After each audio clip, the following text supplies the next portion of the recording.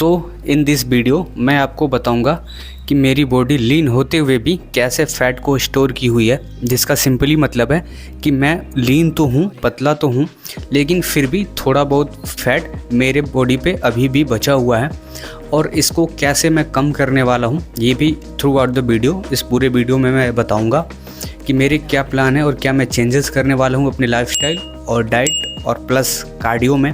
So first of all current physique update, यानी कि अभी की मेरी बॉडी की कंडीशन क्या है और अभी मैं कहाँ पे स्टैंड करता हूँ।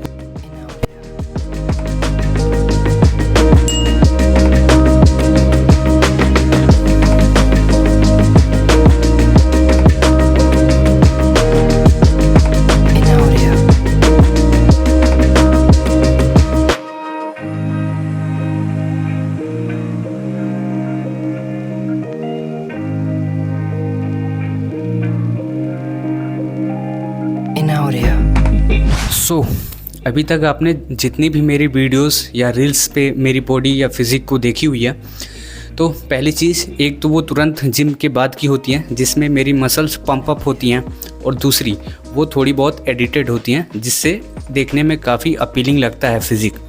पर अभी जो आपने देखा वो है मेरी असली ओरिजिनल बिना पंप और बिना एडिटिंग की हुई फिज़िक। अब जो मैं कहने जा रहा हूँ वो मेरा ओपिनियन है, जो कि सब्जेक्टिव भी हो सकता है, आपका ओपिनियन कुछ अलग हो सकता है, लेकिन मैं दिखने में तो अभी लीन हूँ पर मुझे इससे और श्रेडेड जाना है। कहने का मतलब ये है कि जितनी बॉडी फैट परसेंट अभी है मेरी, उससे मैं थोड़ा और नीचे जाना चाहता हूँ और अपनी फिज़िक को थोड़ा और श्रेडेड करना चाहता हूँ। लेकिन अभी जहाँ पे मैं स्टैंड करता हूँ हो सकता है कि ये आपकी या शायद कई लोगों की ये ड्रीम फिज़िक हो। और अब मैं आपको बताता हूँ कि मैं अभी भी फैट कैसे हूँ। तो आपने अभी मेरी फिज़िक देखी, तो उसको कंपेयर करते हैं अब मेरे पॉइंट ऑफ व्यू से, मेरी नज़रिए से। मेरी बाइसेप की स्किन काफ़ी थिन है, जो कि काफ़ी पतली है। अब इसको कंपेयर करते हैं मेरी वेस्ट की स्किन से, तो यहाँ मेरी बॉडी अभी भी फैट को होल्ड कर रही है। अब इस लोअर एब्स के फैट को कंपेयर करते हैं मेरे लोअर बैक से, तो यहाँ तो और भी ज़्यादा फैट स्टोर्ड है। अब ये टोटली जेनेटिक पे डिपेंड करता है कि आपकी बॉडी कहाँ पे ज़्यादा फैट स्टोर करती है। हर इंडिविजुअल का अलग बॉडी टाइप के हिसाब से उनकी बॉडी अलग अलग जगह पे फैट स्टोर करती है। अब जैसा आपने देखा ही कि मेरी बॉडी लोअर एब्स और लोअर बैक पे ज़्यादा फैट है, और उसको कंपेयर करें मेरी अपर बॉडी से, तो मेरी अपर बॉडी पे फैट काफ़ी कम है, जिससे कि मेरी स्किन काफ़ी पतली है। अब सवाल ये है कि एक्स्ट्रा फैट लॉस क्यों?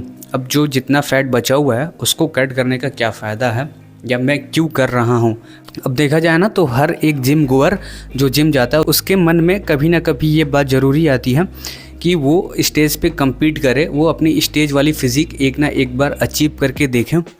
मैंने सोचा है कि 90 दिनों तक ये प्रेप करूँगा, जिसमें अपनी बॉडी को लोवेस्ट बॉडी फैट परसेंट पे लेके जाऊँगा और अपनी बेस्ट फिज़िक अचीव करने की ट्राई करूँगा।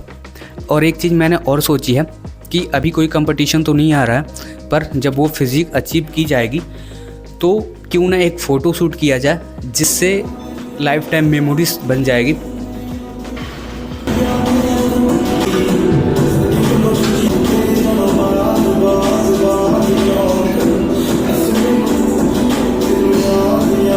आप फैट लॉस कर रहे हो तो वर्कआउट में ज़्यादा चेंजेस करने की ज़रूरत नहीं होती है। बस एक चीज़ का ध्यान रखना पड़ता है कि आप वॉल्यूम थोड़ा कम रखो, उतना ही वॉल्यूम रखो, उतनी ही नंबर ऑफ़ एक्सरसाइजर, उतनी ही नंबर ऑफ़ सेट्स करो जितनी आपकी बॉडी रिकवर कर पा रही है। फैट लॉस के दौरान आप कम कैलोरी या कम एनर्जी ले रहे हो तो बॉडी रिकवर अच्छे से नहीं हो पाएगी, इसलिए नंबर ऑफ़ एक्सरसाइज और नंबर ऑफ़ सेट्स कम रखो। मैंने क्या चेंजेस किए हैं, मैंने लगभग सारे ही कंपाउंड एक्सरसाइजेस को चेंज करके रिप्लेस करके उसके जगह आइसोलेशन वाली एक्सरसाइजेस चूज़ कर लिया। अब इसका रीज़न बड़ा ही सिंपल है, कंपाउंड पे ज़्यादा एनर्जी की ज़रूरत पड़ती है उसको परफॉर्म करने के लिए, कोई भी कंपाउंड एक्सरसाइज हो। और एज यू नो कि अभी फैट लॉस पे कम कैलोरी लेने के कारण मैं आइसोलेशन पे स्विच किया हूँ। अब वैसे देखा जाए तो हर मसल के लिए एक कंपाउंड एक्सरसाइज रखा हूँ, लेकिन ज़्यादातर आइसोलेशन ही है, आइसोलेटेड वर्कआउट ही है। अब इससे मेरी एनर्जी बचेगी और ज़्यादा फेलियर तक मैं पुश कर पाऊँगा, जिस पे इंजरी के चांस भी कम रहेंगे। अब बात करते हैं डाइट की, कि फ़र्स्ट ऑफ़ ऑल कहीं जाने के लिए पता होना चाहिए कि अभी आप कहाँ पे स्टैंड करते हैं। और वो पता कैसे चलेगा? अपना वेट लेके। अपना वेट ट्रैक करने के लिए मैंने ये मंगाया हुआ था, जो कि काफ़ी अंडर बजट था और गाधे जी से मेरा उतना रिलेशन कुछ अच्छा नहीं है, इसलिए इसी से काम चलाना पड़ा। पर मुझे लगता है कि अब इसको रिप्लेस करने का टाइम आ गया है। अब इसके साथ एक ये दिक्कत है कि इस पर कभी वेट थोड़ा सा कम दिखाएगा और थोड़ी देर बाद फिर वेट करने पे थोड़ा वेट इस पर बढ़ जाएगा। सबके लिए ये तो ठीक है, पर मुझे अगर 100 या 50 ग्राम भी ऊपर नीचे आता है तो मुझे काफ़ी फ़र्क पड़ता है। तो अब वेट चेक कर लेते हैं। और मेरे पास इसका भी एक जुगाड़ है। अब मेरे घर के साइड में ही मेरे अंकल के घर पे एक कोटा वाला जो राशन वाला वेइंग स्केल होता है वो है, और मुझे लगता है उससे एक्यूरेट तो कुछ दिखा ही नहीं सकता। Let's check it out.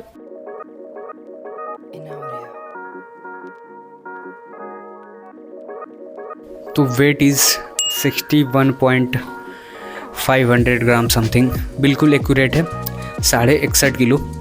अब 61.5 किलो 61 kg के हिसाब से मेरी जो मेंटेनेंस कैलोरी निकल के आएगी वो होती है 2400 कैलोरीज।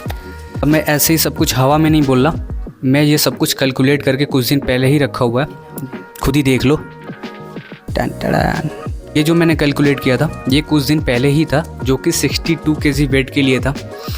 और अभी जो वेट है 61.5 किलो यानी कि 61.500 ग्राम। तो अब मेंटेनेंस कैलोरी का मतलब क्या है? उतनी कैलोरीज जिसको कंज्यूम करने से ना आपका वेट बढ़ेगा और ना ही वेट घटेगा। तो मेरी जो निकल के आ रही है 61.5 किलो के हिसाब से वो होती है 2400 कैलोरी। अब मुझे इससे डेफिसिट में जाना पड़ेगा, 200-300 कैलोरीज कम करके खानी पड़ेगी फ़ैट लॉस के लिए। और मैंने पहले ही बताया फैट लॉस करना है तो सिर्फ एक ही चीज़ करनी होती है, मेंटेनेंस कैलोरी से कम खानी होती है, जिसको कहते हैं कैलोरी डेफिसिट।